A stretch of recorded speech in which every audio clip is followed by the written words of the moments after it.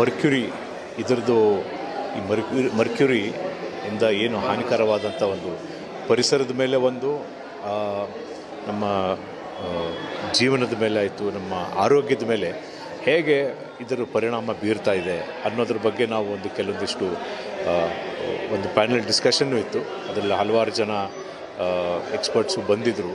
ರಾಮಯ್ಯ ಕಾಲೇಜಿಂದ ಇದ್ದರು, Saint John's ಕಾಲೇಜಿಂದ ಬಂದಿದ್ದಾರೆ, ಕ್ರೈಸ್ಟ್ ಯೂನಿವರ್ಸಿಟಿ ಕೆಮಿಸ್ಟ್ರಿ ಡಿಪಾರ್ಟ್ಮೆಂಟ್ ಅವರು ಕೂಡ ಇದರಲ್ಲಿ ಭಾಗವಹಿಸಿದರು. ಆದರೆ ಇದು ಮರ್ಕ್ಯುರಿ ಅನ್ನೋದು ಭಾಳ ಒಂದು ಈ ಹೆವಿ ಮೆಟಲ್ ಅಂತೀವಿ, ಅದರದು ಈ ನಮ್ಮ ಥರ್ಮಾಮೀಟ್ರಲ್ಲಿರುತ್ತೆ, ಈ BP ಮೀಟ್ರಲ್ಲಿರುತ್ತೆ, ಈವನ್ ಕಾಸ್ಮೆಟಿಕ್ಸು, ಲಿಪ್ಸ್ಟಿಕ್ಕು, ಮೇಕಪ್ಪು ಇದರಲ್ಲಿ ಕೂಡ ಇರುತ್ತೆ. ಇದು ಎಷ್ಟೊಂದು ಜನಕ್ಕೆ ಇದ್ರ ಬಗ್ಗೆ ಗೊತ್ತಿಲ್ಲ, ಇದ್ರ ಬಗ್ಗೆ ಅವ್ರಿಗೆ ಅರಿವು ಇಲ್ಲ. ಸೊ ಹಾಗಾಗಿ ಈ ಕೆಲವೊಂದಿಷ್ಟು ಹಾನಿಕರವಾದಂಥ ಪರಿಣಾಮಗಳು ನಮ್ಮ ಪರಿಸರದ ಮೇಲೆ ಹಾಗೂ ನಮ್ಮ ಆರೋಗ್ಯದ ಮೇಲೆ ಇದು ಬೀರ್ತಾ ಇದೆ ಅನ್ನೋದ್ರ ಬಗ್ಗೆ ಒಂದು ಚರ್ಚೆ ಜೊತೆ ಇದ್ರ ಬಗ್ಗೆ ಏನು ಮಾಡ್ಬೋದು, ಜನರಿಗೆ, ಸಮಾಜಕ್ಕೆ ನಾವು ಇದ್ರ ಬಗ್ಗೆ ಹೇಗೆ ತಿಳಿಸ್ಕೊಡಬೇಕು. ಯಾಕಂದರೆ ಎಷ್ಟೊಂದು ಜನಕ್ಕೆ ಇದ್ರ ಬಗ್ಗೆ ಅರಿವೇ ಇಲ್ಲ. ಮಕ್ಕಳಿಗಾಗ್ಬೋದು, ಎಲ್ಲರಿಗೂ, ಮಕ್ಕಳು, ಅದರಲ್ಲೂ ಈ ಹೆಣ್ಣುಮಕ್ಕಳು ಅವರು ಗರ್ಭವತಿ ಇದ್ದಾಗ ಅವರು ಈ ಎಸ್ಪೆಷಲಿ ನಮ್ಮ ಫಿಶ್ ಆಗಲಿ, ಮೀನಿನ ಪದಾರ್ಥವನ್ನು ಅದು ಸೇವಿಸಿದರೆ ಅದರಲ್ಲಿ ಹೇಗೆ ಮರ್ಕ್ಯುರಿ ಪೊಲ್ಯೂಷನ್ ಇರುತ್ತೆ, ಅದರಿಂದ ಅವ್ರಿಗೆ ಹುಟ್ಟುವಂಥ ಮಕ್ಕಳಿಗೆ ಇದು ಏಕೆಂದರೆ ಈ ನರ್ವಸ್ ಸಿಸ್ಟಮ್ ಮೇಲೆ ಅದು ಪರಿಣಾಮ ಬೀರ್ತಾ ಇದೆ. ಅಂದರೆ ಈವನ್ ಮಕ್ಕಳು ಸರಿಯಾಗಿ ಹುಟ್ಟೋದು ಕೂಡ ಇಲ್ಲ. ಅದ್ರ ಜೊತೆಗೆ ಪರಿಸರದ ಮೇಲೆ ಕೂಡ ಈ ಮರ್ಕ್ಯುರಿಯಿಂದ ಯಾವ ಥರವಾದಂಥ ಹಾನಿಕರವಾದಂಥ ಒಂದು ಪರಿಣಾಮಗಳನ್ನು ನಾವು ನೋಡ್ತಾ ಇದ್ದೀವಿ. ಅಂದರೆ ಒಂದ್ಸಲಿ ಮರ್ಕ್ಯುರಿ ನಮ್ಮ ಅಟ್ಮಾಸ್ಫಿಯರಲ್ಲಿ ಬಂತು ಅಂದರೆ, ಪರಿಸರದಲ್ಲಿ ಬಂದರೆ ಇದು ಹಲವಾರು ವರ್ಷಗಳು ಅದು ಅಲ್ಲೇ ಉಳ್ಕೊತದೆ. ಈ ಪ್ಲಾಸ್ಟಿಕ್ ಥರನೇ ಅದು ಹಲವಾರು ವರ್ಷ. ಆಮೇಲೆ ಅದು ಒಂದು ಲೆವೆಲಿಂದ ಇನ್ನೊಂದು ಲೆವೆಲ್, ಈಗ ಮೀನಲ್ಲಿ ಅಥವಾ ನೀರಿನಲ್ಲಿ ಮರ್ಕ್ಯುರಿ ಹೋದಾಗ ಅದು ಮೀಥೈಲ್ ಮರ್ಕ್ಯುರಿ ಅಂತ ಆಗುತ್ತೆ. ಅದನ್ನು ಈ ನಮ್ಮ ಮೀನುಗಳು ತಿಂತಾವೆ. ಅದು ತಿಂದಮೇಲೆ ಅದನ್ನು ತಿನ್ನುವಂಥ ಹದ್ದುಗಳಾಗ್ಬೋದು, ಅದನ್ನು ತಿನ್ನೋ ಮನುಷ್ಯರಾಗ್ಬೋದು. ನಮ್ಮಲ್ಲಿ ಕೂಡ ಈ ಮರ್ಕ್ಯುರಿ ಬರ್ತಾ ಹೋಗ್ತದೆ. ಈ ಮರ್ಕ್ಯುರಿ ಬಂದ ತಕ್ಷಣ ಏನಾಗುತ್ತೆ, ಪ್ರತಿಯೊಂದು ಸ್ಟೇಜ್ನಲ್ಲೂ, ಪ್ರತಿಯೊಂದು ಹಂತದಲ್ಲೂ ಆ ಮರ್ಕ್ಯುರಿ ಅಕ್ಯುಮುಲೇಟ್ ಆಗೋದು, ಅಂದರೆ ನಮ್ಮ ದೇಹದಲ್ಲಿ ಅದು ಅಕ್ಯುಮುಲೇಟ್ ಆಗೋದು ಹೆಚ್ಚಾಗ್ತಾ ಹೋಗುತ್ತೆ, 10 ಪಟ್ಟು ಆಗ್ತಾ ಹೋಗ್ತದೆ. ಇದರಲ್ಲಿ ಈ ವಿಚಾರವಾಗಿ ಹೋಗ್ತಾ ಇದೆ. ಇದನ್ನು ತಡೆಗಟ್ಟು ನಿಟ್ಟಲ್ಲಿ ನಿಮ್ಮ ಸಬ್ಮಿಟ್ಗಳು ಮಾಡಿ ಅದನ್ನು ಅವೇರ್ನೆಸ್ ಮಾಡೋ ಸ್ಥಿತಿ ಸ್ಟೂಡೆಂಟ್ನ ಇಟ್ಕೊಂಡಿಲ್ಲ. ಅಲ್ಲಿ ಸ್ಟೂಡೆಂಟ್ಸಿಗೆ ಕೂಡ ಗೊತ್ತಾಗಬೇಕಾಗಿದೆ. ಭಾಳಷ್ಟು ಸ್ಟೂಡೆಂಟ್ಸಿಗೆ ಗೊತ್ತಿರುತ್ತೆ, ಸೈನ್ಸ್ ಸ್ಟೂಡೆಂಟ್ಸ್ಗಳಿಗೆ ಗೊತ್ತಿರುತ್ತೆ. ಬಟ್ ಆದರೆ ಇದನ್ನು ಹೇಗೆ ತಡೆಗಟ್ಟೋದು? ಯಾಕಂದರೆ ನಾವು ಕೋಲ್, ಈಗ ಇಂಡಸ್ಟ್ರಿಗಳಲ್ಲಿ ನಾವು ಯೂಸ್ ಮಾಡ್ತೀವಿ, ಕೋಲ್ ಯೂಸ್ ಮಾಡ್ತೀವಿ. ಯಾಕಂದರೆ ಅದನ್ನು ನಾವು ಬಾಯ್ಲರ್ಸಲ್ಲಿ ಅಥವಾ ಹೀಟ್ ಮಾಡೋದಕ್ಕೆ ನಾವೇನು ಯೂಸ್ ಮಾಡ್ತೀವಿ, ಅಲ್ಲಿ ಕೂಡ ಸಿಕ್ಕಾಪಟ್ಟೆ ನಾವು ಈ ಕೋಲನ್ನು ಯೂಸ್ ಮಾಡಿ ಸುಟ್ಟಾಗ ಮರ್ಕ್ಯುರಿ ಹೊರಗೆ ಬರುತ್ತೆ ಪರಿಸರದಲ್ಲಿ. ಅದೇ ರೀತಿ ಈ ಗೋಲ್ಡ್ ಮೈನಿಂಗ್ ಮಾಡ್ತೀವಲ್ಲ, ಗೋಲ್ಡ್ ಮೈನಿಂಗ್ ಮಾಡಿದಾಗ ಕೂಡ ಈ ಮರ್ಕ್ಯುರಿಯನ್ನು ಯೂಸ್ ಮಾಡ್ತಾರೆ ನಮ್ಮ ಗೋಲ್ಡನ್ನು ಸೆಪ್ರೇಟ್ ಮಾಡೋದಕ್ಕೆ. ಅದ್ರ ಜೊತೆಗೆ ಕನ್ಸ್ಟ್ರಕ್ಷನ್ ಇಂಡಸ್ಟ್ರಿ, ನಮಗೆ ಸಿಮೆಂಟ್ ತಯಾರು ಮಾಡಬೇಕಾದ್ರೂ ಕೂಡ, ಈ ಸಿಮೆಂಟ್ ಪ್ರೊಡಕ್ಷನ್ ಮಾಡಬೇಕಾದ್ರೂ ಕೂಡ ಮರ್ಕ್ಯುರಿ ಹೊರಗೆ ಬರುತ್ತೆ.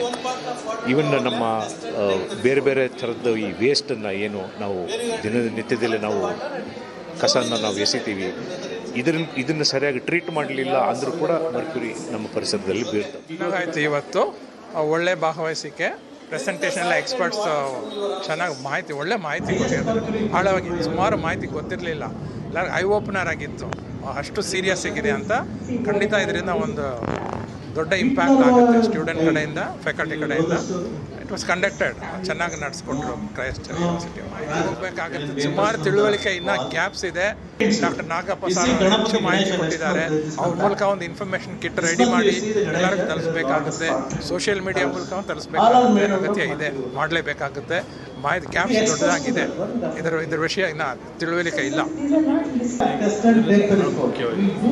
ನಿಮ್ಮ ವತಿಯಿಂದ ನಿಮ್ಮೊಂದು ಫೌಂಡೇಶನ್ ಮುಖ್ಯವಾಗಿ ಮುಂದಿನ ದಿನಗಳಲ್ಲಿ ಯಾವ ರೀತಿ ಖಂಡಿತ ಶಾಲೆಗಳು ಕೊಡ್ತೀವಿ ನಾವು. ಹೆಚ್ಚಾಗಿ ಸ್ಕೂಲ್ಸ್, ಕಾಲೇಜ್ ಜೊತೆ ಮಾಡ್ತೀವಿ, ಯುವಕರ ಜೊತೆ ಮಾಡ್ತೀವಿ. ಹೆಚ್ಚಾಗಿ ಇವತ್ತು ತಿಳಿದು ಬಂದಾಗ ಎಷ್ಟು ಕಾಸ್ಮೆಟಿಕ್ಸ್ ಯೂಸ್ ಮಾಡ್ತಿದ್ದಾರೆ ಅದ್ರ ಬಗ್ಗೆ ಖಂಡಿತವಾಗಿ ಡೈರೆಕ್ಟ್ ಸ್ಕೂಲ್ ಸೆಷನ್ನಲ್ಲೂ ಕೊಡ್ತೀವಿ ಮಾಹಿತಿ, ಇಲ್ಲಾಂದ್ರೆ ಸೋಷಿಯಲ್ ಮೀಡಿಯಾ ಮೂಲಕ ಕೊಡ್ತೀವಿ. ಬೇರೆ ಬೇರೆ ಟ್ರೈನಿಂಗ್ ನಡೀತೆ. ಈ ಕ್ಯಾಂಪಸ್ಸಲ್ಲೇ ಹಮನಿ ಸ್ಟೂಡೆಂಟ್ಸ್, 10,000 ಸ್ಟೂಡೆಂಟ್ಸ್ ಇರ್ಬೋದು ಅನಿಸುತ್ತೆ. ಅವ್ರಿಗೆಲ್ಲನೂ ತಲುಪಿಸ್ತೀವಿ. 20,000 ಸ್ಟೂಡೆಂಟ್ಸ್ ಇಲ್ಲೇ ಪೊಟೆನ್ಷಿಯಲ್ ನಮಗೆ, ಅವ್ರಿಗೆ ಈ ಮಾಹಿತಿ ಹೋಗಬೇಕಾಗುತ್ತೆ, ತಲುಪಿಸ್ತೀವಿ.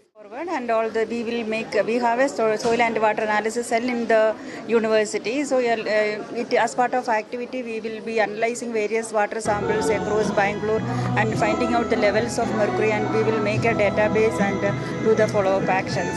The database based in Bangalore, like on the quality of soil and water around Bangalore. So we'll also consider, implying mercury contamination as well. And we are also considering, these students being agents of change. There's a lot of potential in the student crowd of Christ. So we'll take this up and make sure that social mobilization. Consumer awareness workshop, and where we focused on the future generation as agents of change, on spreading the message on the harmful effects of mercury exposure. We had experts from various fields from the science and environment, and who spoke about how one should protect themselves from mercury exposure, and what precautions should be taken. ನಾವು Mercury pollution ಆಗೋದನ್ನು ಹೇಗೆ ತಡೆಗಟ್ಟೋದು, ಇದರಿಂದ ಹಾನಿಕರವಾದಂಥ ಏನು ಪರಿಣಾಮಗಳೇನು, ಅದನ್ನು ಎಷ್ಟರ ಮಟ್ಟಿಗೆ ಸರ್ಕಾರದವರು ಇದರ ಬಗ್ಗೆ ಭಾಳ ಗಂಭೀರವಾಗಿ ಯೋಚಿಸಿ ಬೇರೆ ಸಂಸ್ಥೆಗಳು, ಕಾಲೇಜಸ್ ಇರ್ಬೋದು, ಯೂನಿವರ್ಸಿಟಿಗಳಿರ್ಬೋದು, NGOs, ಸಂಘ ಸಂಸ್ಥೆಗಳು ಇದರ ಬಗ್ಗೆ ಯಾವ ರೀತಿಯಾದಂಥ ಒಂದು ಎಚ್ಚರಿಕೆಯನ್ನು ಕೊಡಬೇಕು ಜನರಿಗೆ, ಸಮಾಜಕ್ಕೆ ಅನ್ನೋದ್ರ ಬಗ್ಗೆ ಈ ಒಂದು ನಾವು ಸೆಮಿನಾರು ಮತ್ತು ಪ್ಯಾನಲ್ ಡಿಸ್ಕಷನ್ ನಡೀತಾ ಇದೆ. Thank you. ಅಕ್ಷಯ್ ಹೆಬ್ಳಿಕರ್ ಅಂತ ನಮ್ಮ ಇಕೋವಾಚ್ ಸಂಸ್ಥೆಯಲ್ಲಿ ನಾನು ಕೆಲಸ ಮಾಡ್ತಾಯಿದ್ದೀನಿ. ಒಂದು ಪರಿಸರದ ಮೇಲೆ ಹಾಗೂ ನಮ್ಮ ಬೇರೆ ನಮ್ಮ ಮಕ್ಕಳಿಗೆ ಪರಿಸರದ ಬಗ್ಗೆ ಯಾವ ರೀತಿಯಾದಂಥ ಒಂದು ಅರಿವು ಮೂಡಿಸಬೇಕು, ಇದೆಲ್ಲ ವಿಷಯಗಳು, ಇದರ ಪೊಲ್ಯೂಷನ್ ಇರ್ಬೋದು, ನೀರಿನ ಬಗ್ಗೆ ಇರ್ಬೋದು, ಕಾಡು, ಇದೆಲ್ಲ ನಮ್ಮ ಜೈವ ವೈವಿಧ್ಯತೆ ಇರ್ಬೋದು, ಇದರ ಬಗ್ಗೆ ನಾವು ಹಲವಾರು ಕೆಲಸಗಳನ್ನು ಮಾಡ್ತಾಯಿದ್ದೀವಿ. Thank you.